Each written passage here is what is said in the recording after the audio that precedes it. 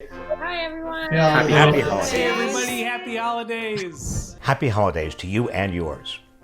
In light of the already difficult year we've had, we want to make any difficult holiday conversations you might have a little more productive. Happy holidays, Uncle Bob. Uncle Bob, you're muted. You gotta unmute the microphone on the bottom. Just press the little microphone button. It should be over here. It's like teaching a civilian to land a plane. Can you hear me? Yep, we hear you loud and clear now, Uncle Bob. For better or for worse. Well, happy holidays, everyone. I'm so grateful that even during these tough times, we can still get together and see each other's faces. Tough times? Bah! The stock market is doing great, and so are my investments. Why do people say the economy's doing badly? Actually, Uncle Bob, the stock market isn't the economy. The richest 1% of Americans own half of all stocks, and the richest 10% own more than 90%. Most Americans' wages have been stagnant or declining for years, if they're lucky enough to even have a job. And a big reason is corporations have pushed down wages in order to boost the stock market. It's poor people's fault they're poor. If they had more gumption, they'd pull themselves up by their bootstraps and work harder. Now be ready for this one. Actually, Uncle Bob, pull yourselves up by the bootstraps is a sham. 60% of all wealth in America is inherited, and the poor work more hours and often under harder conditions than the rich. Yet on an hourly basis, they're earning less than they have in years. The federal minimum wage of $7.25 an hour hasn't been raised since 2009. If the minimum wage had kept up with inflation and productivity since the 1960s, today it would be over $20 an hour.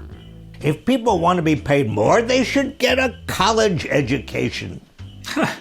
They said Zoom wouldn't feel like a normal holiday.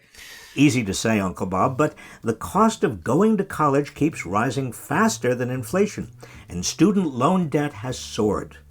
We should make public higher education tuition free. In the 19th century, we made grades 1 through 8 free. And then in the 20th century, we added kindergarten and grades 9 through 12. Free public education has served this country extraordinarily well.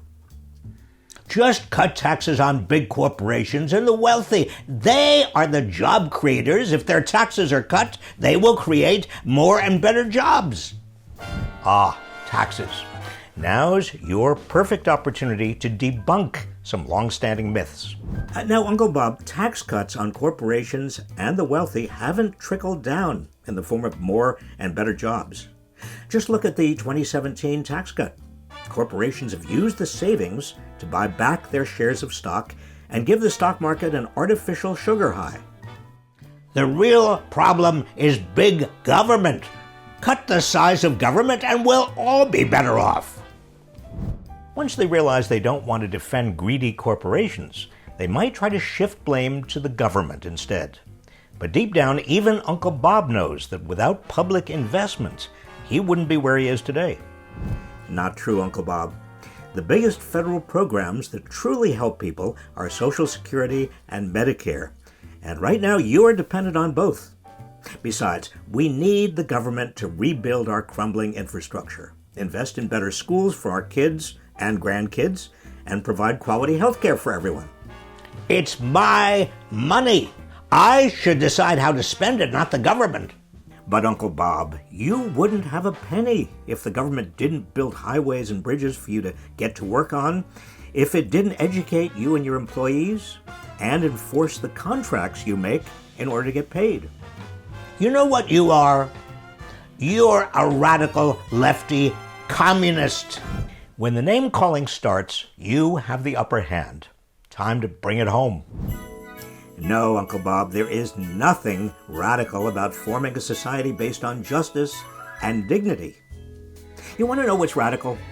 America's billionaires growing their wealth by over $1 trillion during the pandemic, as millions form breadlines and face eviction. Well, Jeff Bezos is a crook. I'll give you that. You know, Uncle Bob, I think there's more we can agree on than it seems. I mean, we both think billionaire greed and big money in politics is out of control. And we both want clean air and clean drinking water. We both care about America. And we both want to leave the world better off than we found it. Happy holidays. I never understood they look so much alike, and yet they have the right and wrong point of view, respectively.